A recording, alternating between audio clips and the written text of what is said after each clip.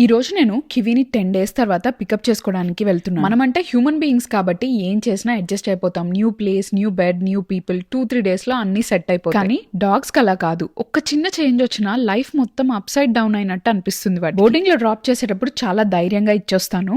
వెనక్కి వచ్చిన వెంటనే దాని మైండ్ లో ఏం రన్ అవుతుంది, తింటుందా లేదా, ఈ థాట్స్ అన్ని నడుస్తాయి. నాకే ఇలా ఉందంటే దానికి ఎంత యాంగ్జైటీ ట్రిగ్గర్ అయి ఉంటుందో ఐ కెన్ ఓన్లీ ఇమాజిన్. అందుకే ఇక్కడికి వచ్చిన వెంటనే కివి ఎలా ఉంది, తినిందా, హౌ డిడ్ షీ డూ అన్న అప్డేట్స్ అన్ని తీసుకుంటాను వీళ్ళ దగ్గర నుంచి. ఈసారి కివిని ఒక్కదాన్ని పికప్ చేసుకోవడానికి మేము 6 వెళ్ళాము. మేడం గారు ఈసారి ఫుల్ ఎక్సైట్మెంట్ తో బయటకు వచ్చారు. అందరికీ హలో చెప్పి ఎగురుకుంటూ నా దగ్గరకు వచ్చి మొత్తం నన్ను స్నిఫ్ చేసి నా మీదకి ఎగిరి హడావిడి చేసింది. అప్పుడే చాలా క్లియర్ గా ఒకటి అర్థమైంది, ఎవరెవరిని ఎక్కువ మిస్ అయ్యారు అని.